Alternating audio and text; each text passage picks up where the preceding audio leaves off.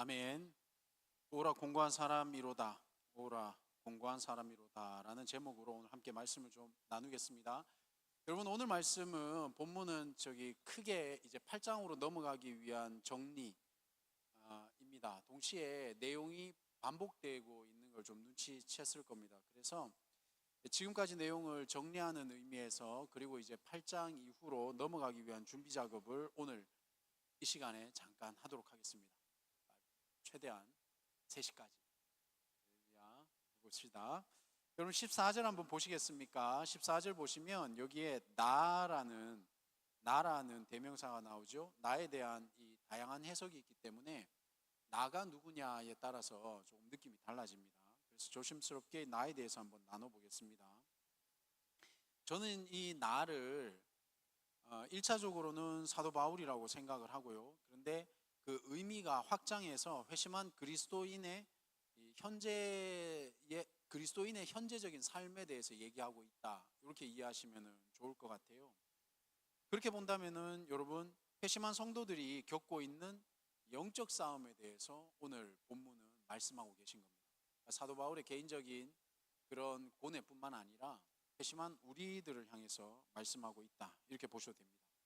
그래서 다시 말씀드리면은 내용적으로는 한번 성경을 보십시오. 14절에서 17절까지의 내용이 이제 18절에서 20절에 다시 한번 간략하게 반복이 되고 있습니다. 그리고 그렇게 반복된 내용이 결론적으로는 21절에서 23절에 정리되고 있는 게 오늘 본문의 구조입니다. 그러면 핵심 구절은 어디겠습니까? 21절에서 23절을 잘 보시면 앞의 내용들이 반복해서 정리되고 있는 걸 살펴볼 수 있겠죠? 그래서 제가 읽어드리겠습니다. 21절부터입니다. 그러므로 내가 한 법을 깨달았노니 곧 선을 행하기 원하는 나에게 악이 함께 있는 것이다. 여러분, 선을 행하려고 하는데 우리한테 뭐가 있다고요? 악이 있다고 얘기합니다. 22절 보시면 내 속사람으로는 하나님의 법을 즐거워하되, 그러니까 속사람은 뭘 즐거워하고 있습니까? 하나님 법을 즐거워하고 있는데, 23절에 내 지체 속에서 한 다른 법이 내 마음의 법과 싸워 내 지체 속에 있는 죄의 법으로 나를 사로잡는 것을 보도다. 그러니까 오늘 본문 전체가 이 내용이 지금 계속해서 반복되고 있는 구조를 살펴볼 수가 있습니다. 그런데 이 본문을 보면 명확하게 우리가 내용을 이해하는 것이 필요한데, 그 명확하게 이해하기 위해서는 지금 법이라는 게 반복되고 있죠. 법의 내용이 다르다는 겁니다. 그래서 21절 한번 보실래요? 여러분, 성경책 21절 보시면 이 21절의 법은 하나의 어떤 법칙을 얘기합니다. 내가 하나의 법칙을 발견했다, 이렇게 되는 겁니다. 그래서 그거를 내가 한 가지 법칙을 깨달았는데, 이 정도로 아마 의미를 받아들이면 좋을 것 같아요. 근데 23절 한번 보실래요? 23절에 보면 한 다른 법, 그리고 죄의 법, 이렇게 표현을 하죠. 그러니까 이 법은 법칙이 아닌 겁니다. 여기서 말하는 법은 뭐겠어요? 이거는 죄의 세력, 어떤 영향력, 힘을 미치는 것, 그 존재를 얘기하고 있는 거죠. 그러니까 죄의 존재가 있다, 죄의 세력이 있다, 죄의 영향력이 있다, 이렇게 받아들이면 됩니다. 놀라운 건 뭐냐? 오늘 본문이 정확하게 우리한테 설명해 주고 있는 겁니다. 구원받은 신자에게도, 그렇죠? 이 신자의 마음속에도 이러한 죄의 세력이 영향을 미치고 있다라는 것이 오늘 본문이 우리한테 말씀하고 있는 겁니다. 그래서 17절과 20절의 표현에 의하면은 내 속에 뭐가 있다고 표현을 합니까? 내 속에 죄가 있다는 겁니다. 내 속에 죄의 영향력이 있다라는 것을 오늘 본문은 정의하고 있습니다. 그래서 이 내 속에 있는 이 죄의 영향력이 거룩하고자 하는 우리와 지금 대치하고 있는 상태가 여기 지금 앉아 계신 예수를 영접하신 이 모든 분들, 신자들에게 공통적으로 겪고 있는 상황이다. 목사님, 저는 괜찮은데요. 이게 이제 오늘 본문상에서는 성도가 괜찮으면 안 된다고 얘기해 주고 있는 거예요. 목사님, 저 괜찮은데요. 여러분, 문제가 있다는 겁니다. 괜찮은 사람은. 그게 아니라는 겁니다. 지금 정상적인 성도들은 이 수준과 이 크기, 뭐랄까, 영향력이 차이가 있다 뿐이지, 이 하나님 뜻대로 살고자 하는 것과 죄의 세력이 대치를 벌이고 있다, 영적 전쟁을 벌이고 있다, 이렇게 이해하면 됩니다. 그래서 지난주에 말씀을 드렸듯이 율법은 뭐라고 했습니까? 선하고 거룩하고 의로운 것이다. 그런데 오늘 14절에 보면 심지어 오늘 14절은 뭐라고 합니까? 율법은 신령한 줄 알거니와 이렇게 표현을 합니다. 율법이 신령하다고 합니다. 신령하다라는 건 뭡니까? 율법은 영적인 거라는 거 오늘 말씀하십니다. 율법이 영적인 거다. 이런 얘기 한번 들어보셨겠죠? 왜 영적이라고 표현할 수 있을까요? 율법이 하는 역할이 뭐죠? 하나님의 의도를 밝히는 것이기 때문에 하나님의 뜻을 이룰 수 있는 신령한 도구이기 때문에 율법은 신령한 겁니다. 그러면 우리가 이 율법에 대한 오해를 좀 풀어야 되는데 현대인에게는 율법이 어떤 느낌으로 옵니까? 이 종교적인 느낌이 있죠. 그러니까 종교적인 느낌을 주기 때문에 율법에 대해서 우리가 좀 부정적인 생각을 가질 수가 있는 겁니다. 그런데 이 영적인 것에 대해서는 우리가 열린 자세가 있어야 함을 오늘 본문을 통해서 살펴볼 수가 있습니다. 자, 제가 예를 하나 들어보겠습니다. 대표적인 예로 지금 우리나라 서울대 종교학과 교수님이 분석한 자료를 제가 보니까 종교인은 줄어들고 있는 게 지금 현재 우리나라의 그런 어떤 흐름이라고 얘기를 합니다. 그런데 종교인은 줄어들고 있지만 무종교의 종교화를 추구하는 추세는 계속해서 확장하고 있다라고 표현을 합니다. 이게 무슨 말인지 이해되죠? 종교인은 줄어드는 거예요. 3대 종교가 있잖아요. 그렇죠? 우리나라 뭐 큰 거는 뭐 불교, 기독교, 천주교가 있지 않습니까? 종교인은 줄어들고 있지만 그러나 무종교인의 종교화는 늘어나고 있다라는 겁니다. 그래서 특정 종교에는 속하지 않지만 명상이 대표적인 거겠죠. 명상과 같은 영적인 행위를 하려고 하는 무종교인들은 늘어나고 있다는 겁니다. 이건 어쩔 수가 없죠. 사람이라는 것에 이런 데서 우리가 영적 존재라는 것을 살펴볼 수가 있지 않습니까? 또 불교 같은 데는 템플 스테이션, 그러니까 템플 스테이션에 프로그램에 참여하는 사람들은 늘어나고 있지만 종교인은 줄어들고 있는 거죠. 그리고 그러한 종교적 행위에 참여한다고 해서 그 사람이 그 종교인은 아닌 겁니다. 그렇죠? 그건 뭡니까? 그러니까 영적인 것에 대한 추구는 있지만 종교인은 사라지고 있다. 종교인은 줄어들고 있다. 왜 그렇습니까? 종교라는 것, 영적으로 해석이 안 되고 종교라는 것에 대한 부정적인 우리가 이런 느낌들을 갖고 있기 때문에 이런 현상이 일어난다는 거죠. 그래서 오늘 우리가 로마서를 통해서 율법에 대한 부정적인 생각뿐만 아니라 폭넓은 이해를 가져오는 게 오늘 숙제입니다. 중요한 미션입니다.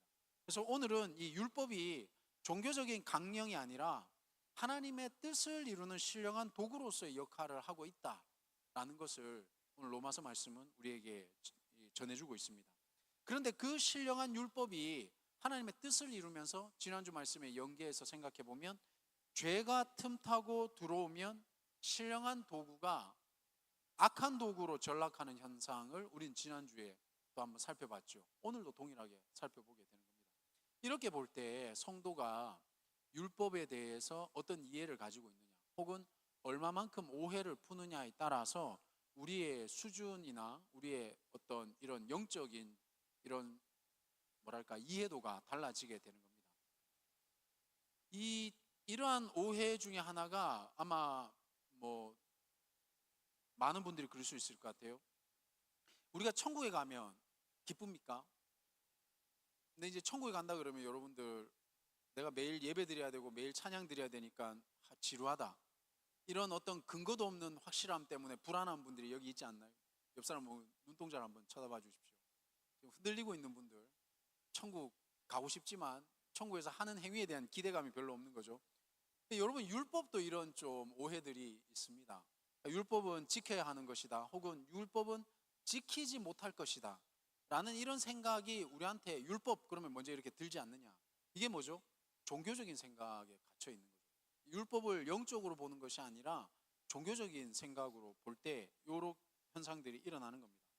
근데 여러분 회심한 사람들에게 율법은 어떤 거라고요? 선한 것입니다. 왜 그렇습니까? 하나님의 뜻을 이루는 것이고 하나님의 그 거룩한 하나님의 뜻을 우리가 발견하거나 확실하게 분별할 수 있는 기준이기 때문에 신령한 겁니다. 여러분 근데 거듭나지 않은 사람들은 이게 선인지 죄인지 구분하지 못하지 않습니까? 그런데 우리는 이전에는 그런 수준이었잖아요. 우리가 이게 선한 건지 악한 건지 구분 못한 수준이었다가 지금 22절을 한번 보시겠습니까? 우리의 속사람이 율법을 즐거워하는 이유가 뭡니까? 이제는 그것이 구분이 되는 상태로 넘어왔기 때문에 놀라운 변화가 우리한테 일어났음을 율법을 통해서 우리는 직면할 수가 있다라는 겁니다. 그래서 이 기초가 튼튼해야지만이 여러분 넘어지지 않는 신앙 위에 굳건하게 우리가 설 수 있는 겁니다. 율법에 대한 오해를 벗어버려야 됩니다. 여러분 제 얘기를 잠깐 하도록 하겠습니다. 제가 일전 몇 번 잠깐 얘기했던 것 같은데 저는 개인적으로 99년도에 예수님을 인격적으로 영접했다 이런 말씀 드린 적이 있었죠. 그런데 이러한 영접 이후에도 제게 해결되지 않는 문제가 있었거든요. 갈등도 있었고. 그래서 아이러니하게도 2001년도 정도쯤에 다시 또 예수님을 또 재영접합니다. 근데 이게 여기 앉아있는 여러분들도 흔하게 겪는 거 아닙니까? 우리가 청소년들 한번 영접 빡시게 했잖아요. 그렇죠? 빡시게 했는데 다시 한번 또 은혜 받는 일들이 일어나서 또 다시 예수님 영접하고 이런 막 반복되는 일들이 있잖아요. 자, 이게 비슷한 고민일 것 같아서 제가 한번 제 거를 조금 설명드리도록 하겠습니다. 여러분 제일 먼저 제가 말씀을 필사하던 중에 예수님을 영접했다라고 이제 제가 여러분한테 고백을 했던 적이 있는데요. 그때 저의 고백은 제일 먼저 깨달은 게 뭐였을까요? 아, 내가 죄인이구나. 이 죄에 대한 직면, 죄인이라는 깨달음. 이게 이제 제일 먼저 있었던 거죠. 그런데 그 다음 단계, 예수님을 영접하고 난 다음에 제게 던져지는 물음이 뭐냐? 내가 예수님을 영접했고 분명히 성경에도 그런 증거들이 나와 있는데도 불구하고 왜 내 삶은 변하지 않는가? 더 문제는 왜 내 삶에는 능력이 없는가? 그렇죠? 성령의 능력과 열매, 이게 이제 어떤 뭐 역사, 소위 얘기하는 그런 은사적인 것뿐만 아니라 여러분 가장 건강한 성령의 열매는 일단 뭐 사랑, 희락, 화평 이런 것들을 봐서도 알겠지만 성품의 변화와 그리고 우리가 생각하는 생각 구조의 변화, 우리가 얼마나 개인적이고 이기적이고 악합니까? 이익에 밝은 사람들 아닙니까? 이것의 변화가 일어나야 되는데 안 생기더라는 거죠. 잘 안 되더라는 거예요. 그리고 죄가 갖고 있는 그 반복되는 어떤 습관적인 연약한 부분, 죄에 무너지는 부분. 그리고 도단계 고민에서 또 똑같이 있는 고민이 뭐죠? 율법. 율법이라는 것, 이거는 지킬 수 있는 건가, 지킬 수 없는 건가? 아주 심각하게 저에게 문제 제기가 된 겁니다. 여러분, 요 단계에서 대부분의 사람, 저도 그랬습니다만은 제가 내렸던 그때 당시에 결론은 뭐였냐? 율법은 이건 지킬 수 없는 거구나. 합리화가 일어나기 시작하는 거죠. 마음은 편합니다. 그러면 율법이 합리화되기 시작하면 마음은 편해요. 그래서 이 시간 관계에서 제가 이런 모든 에피소드를 다 말씀드릴 수는 없겠지만 이러한 신앙의 생각의 흐름들, 신앙의 흐름들 저도 갖고 있는 거지만 여러분들도 갖고 있는 거잖아요. 그렇죠? 이 흐름을 똑같이 가져가면서 이해를 해주시기를 좀 부탁을 드리겠습니다. 방금 제가 말씀드렸던 이 대목, 율법, 이 하나님 말씀, 이거 내가 지킬 수 있는 건가 없는 건가? 이거는 그냥 하는 얘기인가 보다.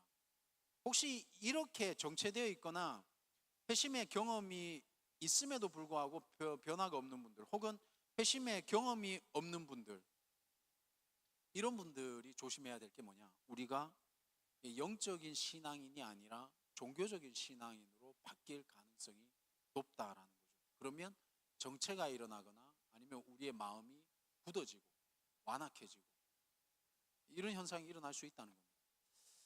여러분, 그래서 좋은 철학자 한 분이 있어서 제가 소개를 하겠습니다. 이 사람이 좋다는 게 아니라 좋은 예가 됩니다. 19세기에 프리드리 니체라는 사람이 있는데 이 사람이 했던 유명한 말이 있습니다. 다 한번 들어봤을 겁니다. 그 사람이 했는지는 모르겠지만 신은 죽었다 이런 표현을 썼거든요. 이 말은 해석의 차이가 있겠지만 제가 생각할 때는 이제 단순히 니체가 기독교가 몰락했다 이걸 선언하려고 했던 말이라고 하기에는 조금 더 넓은 의미가 있다 생각합니다. 니체의 특징이 뭐냐 하면 현대 철학의 문을 연 사람, 이렇게 보통 데피니션을 가져가거든요. 그럼 이 얘기는 뭐냐면 이 말 이전에 지배하고 있었던 그 사고의 문을 닫고 새로운 사고의 지평을 여는 게 이제 니체라는 거죠. 그럼 그 전에 사고가 뭡니까? 유럽을 지배했던 바로 이성주의적 사고의 정면으로 맞섰던 것이 바로 이제 신은 죽었다 이렇게 되는 거죠. 여러분, 그러니까 그러면 유럽을 지배하고 있었던 그 이성주의적 사고가 뭐냐라고 했을 때, 이 기독교의 전통 아래에서는 신이 절대적인 이성을 가지고 있기 때문에 그러한 이성으로 세상을 지배한다라는 게 그때 갖고 있었던 보편적인 거죠. 그렇다면 그 신이 지배하는 이성에 반대할 때, 그러면 그 사람은 뭐가 되겠습니까? 사탄이 되겠죠. 악이 되겠죠. 그러니까 니체는 뭐를 얘기를 했냐 하면, 그러한 세상에서 이성 밖에 있는, 그러니까 반이성적인 것, 그렇죠? 이성 밖에 있는 이 모든 것들을 통제하려고 하는 그런 통제들을, 거기에 대한 문제 제기를 한 게 바로 니체가 했던 말인 거죠. 그러니까 이 결론적으로 니체는 이성을 조롱한 것은, 니체가 했던 말은 바로 이 우리가 갖고 있는 이런 이성, 종교가 갖고 있는 그런 이성을 조롱하는 말인 겁니다. 풀어서 얘기하면 이런 거죠. 솔직히 말해서 우리 모두 다 속으로는 이상한 생각하고 살지 않니? 라는 이런 조롱 섞인 표현이 신은 죽었다. 그럼 근데 우리가 지금 그런 삶을 살고 있지 않습니까? 우리 기독교가 예수를 믿지 않는 많은 사람들에게 이런 조림 돌림을 당하잖아요. 우리가 실은 우리 역시도 여러분, 우리가 믿고 있는 신앙, 우리의 수준에 대해서 심각하게 고민을 하고 살아야 되거든요. 근데 우리는 말이 지배를 하거나 우리의 생각이나 이성이나 이런 것이 지배를 하지, 실제적인 우리의 삶들은 모순에 대해서 별로 고민을 안 하고 사는 거예요. 그럼 여러분 종교인이 돼가는 겁니다. 영적인 사람이 아니라. 우리가 주목할 대목은 이런 신의 이성과 질서를 선한 것으로 보고, 이 사탄의 비이성과 혼돈 그리고 어둠을 악으로 봤던 이 중세, 이러한 유럽인들의 이 잔인함과 폭력, 이런 것들에 대해서 우리는 실은 영적인 사람들이 좀 관심을 가져야 되는 거죠. 신의 이성과 질서 혹은 이성의 힘으로 세상을 통제하는 사람들이 오히려 그것에 반하는 사람들을 얼마나 잔인하게 압제했던가, 이게 지금 역사를 통해서 우리가 확인하는 거잖아요. 여러분들도 실은 기독교를 비판하는 게 그런 지점 아닙니까? 십자군 전쟁 이런 거잖아요. 조금 더 확대해 보면요, 가장 가까이 왔을 때에 2차 세계대전을 통해서, 이거는 기독교와 상관이 없는 겁니다. 2차 세계대전을 통해서 우리가 뭘 확인을 했습니까? 사람이 유토피아를 만들 줄 알았더니 전쟁이 터지고 나니까 우리가 얼마나 끔찍한 사람들인가. 우리가 생각했던 이성이라는 것, 우리가 생각했던 과학이라는 것, 우리가 유토피아를 만들 줄 알았더니 얼마나 사람이 형편없는 존재인가라는 게 세계대전을 통해서 증명이 되어진 거죠.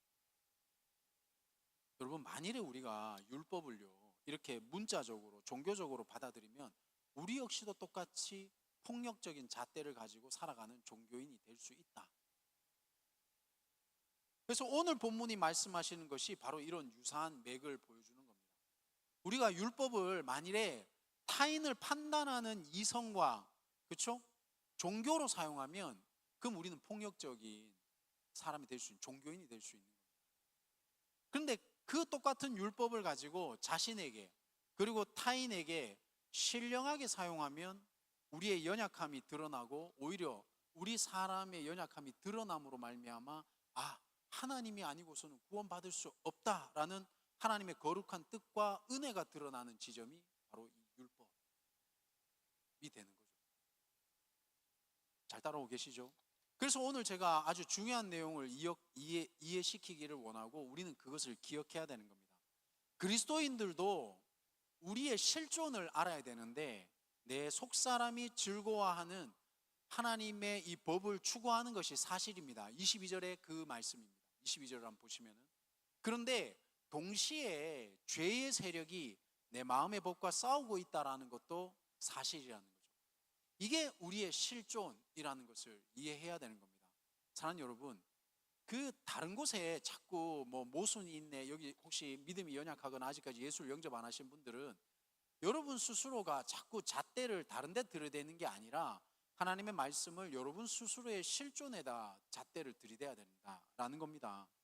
죄를 합리화하거나 죄에 무감각해져 있거나 혹은 무기력해져 있거나 무능력해져 있는 게 우리의 상태가 아니라, 죄의 세력이 있고 그 세력 때문에 우리가 무능력하게 보여지는 것, 이게 지금 실존이라는 거죠. 실제로 우리는 죄 앞에서 무능력하고. 그럼 제가 질문을 드리겠습니다, 여러분. 이러한 이해 앞에 믿음이 없는 사람들이 율법을 지킬 수 있겠습니까? 없죠. 왜 없습니까? 우리 주변에 법 없이도 사는 사람이라고 해서 그 사람이 하나님의 뜻을 알 수 있을까요? 없죠. 율법의 진정한 의미를 모르기 때문에 지킬 수가 없는 겁니다. 율법을 도덕적 법 정도로 생각하고 있는 복음 밖에 있는 사람이나 혹은 교회 안에 있는 사람들은 율법을 제대로 이해하지 못하기 때문에 못 지키죠. 그죠?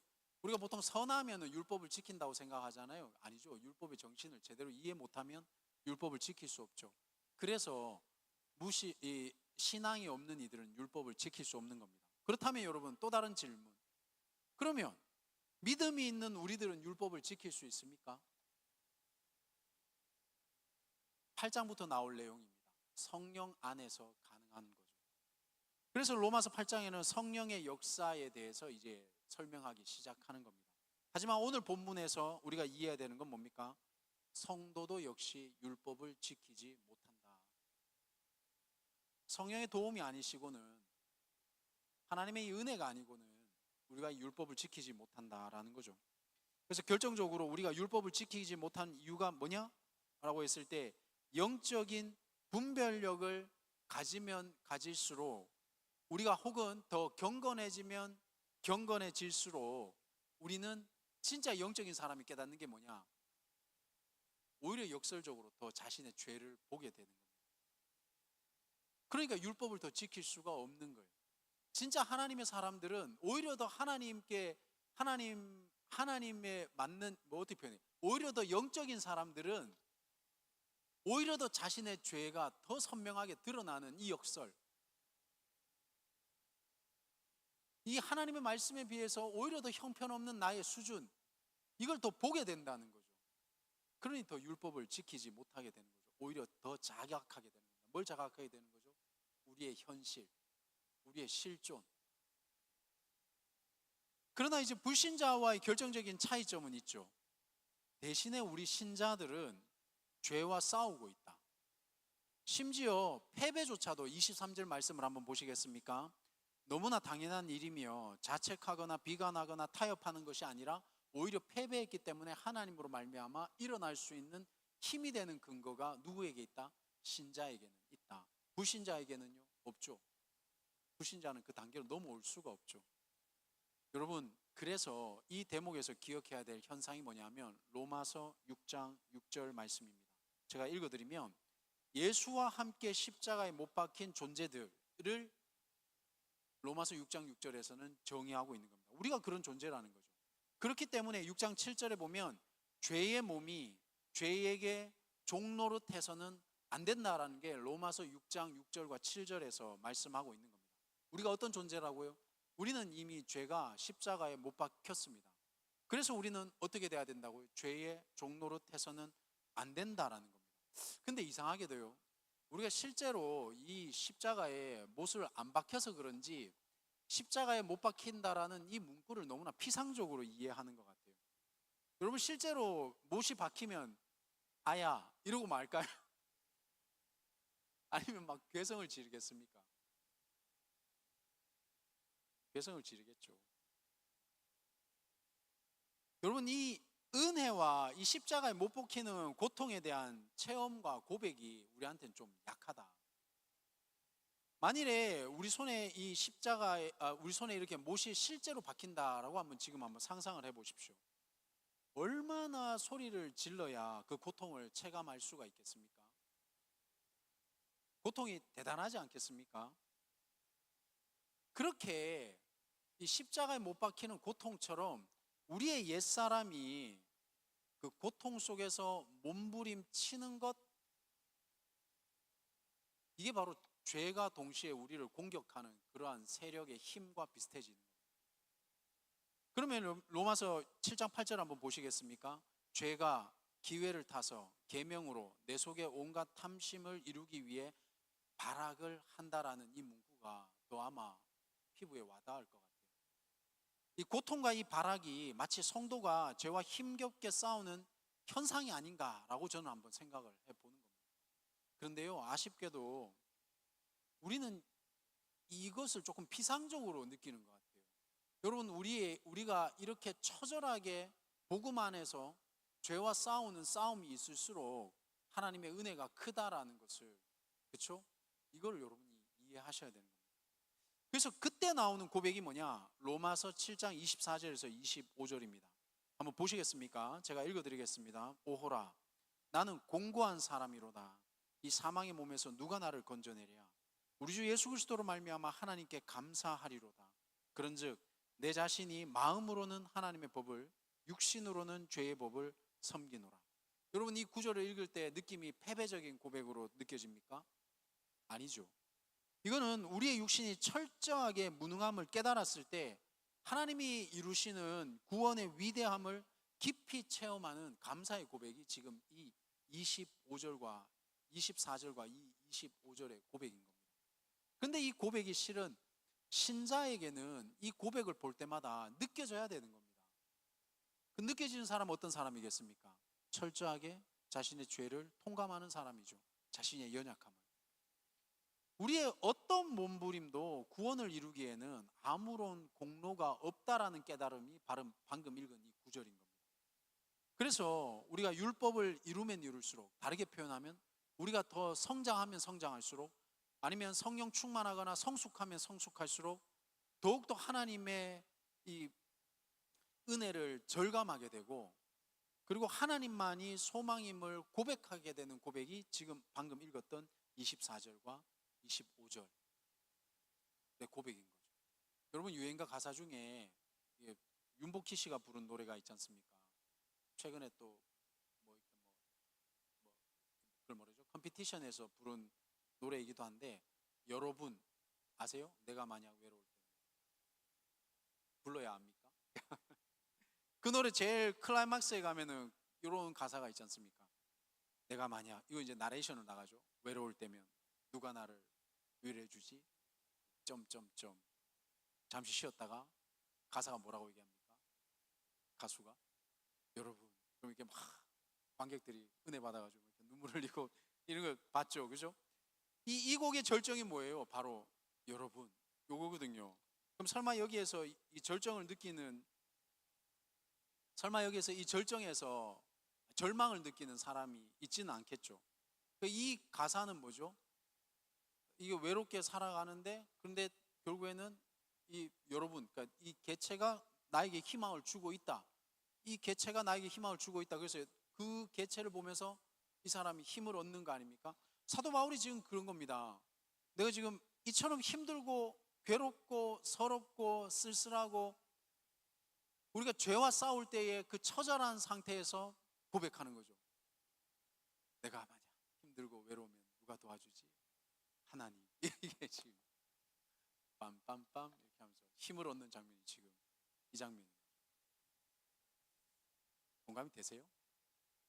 이 공감이 되려면 여러분이 어떤 상태에 있어야 공감이 됩니까? 처절하게 나의 상태와 직면해야 되는 거예요. 다 그렇지, 그 상태에서 한 발 더 들어가야 되는 거예요. 그래야 직면을 할 수 있겠죠. 말씀을 정리하도록 하겠습니다. 여러분, 24절 한번 보시면 이것을 조금 더 잘 이해하시려면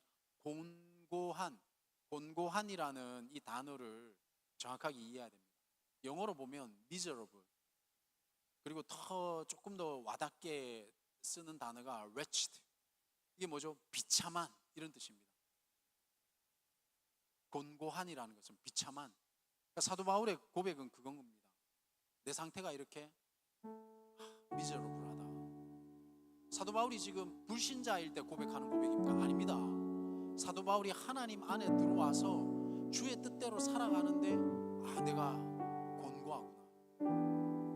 내가 사망의 상태에서 벗어나질 못하는구나. 내가 이 죄의 상태를 벗어나질 못하는구나. 바울이 얘기를 하는 거예요. 근데 이게 바울만 그렇다 이러면 안 됩니다. 여러분, 성경을 그렇게 보는 게 아니잖아요. 우리가 예수를 영접한 우리 모두 다가 실은 하나님 앞에서 이 상태에 들어가게 되는 게 정상이라는 겁니다. 왜? 죄의 세력이 우리를 넘어뜨리기 때문에. 그래서 제가 시를 하나 지어와서 깁니다. 삶이란 시련과 같은 말이야. 고개 좀 들고 어깨 펴 짜샤. 여기서 웃는 사람들은 노래방 엄청나게 다닌. 형도 그랬단다. 죽고 싶었지만 견뎌보니 괜찮더라.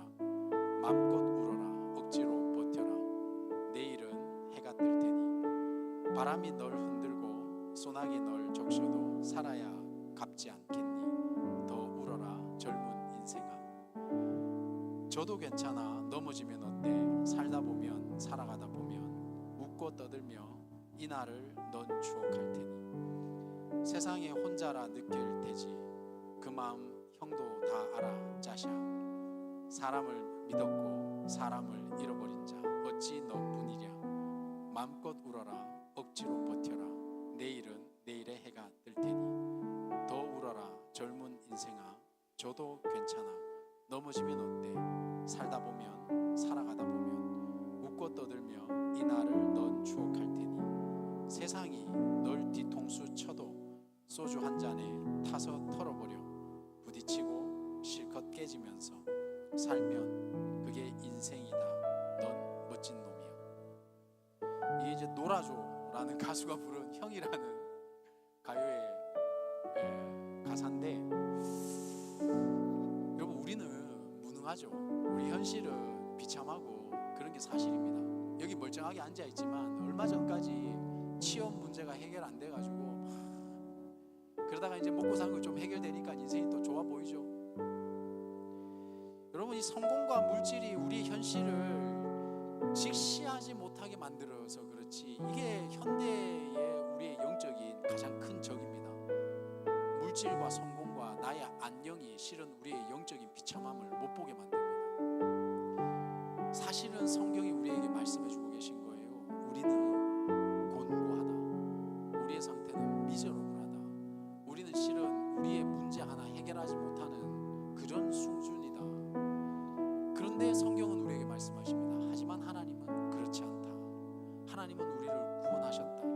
그뿐만 아니라 예수를 통해서 우리를 구원의 역사로 이끌어 주셨다. 이제 8장부터는 뭐라고 말씀하시겠습니까?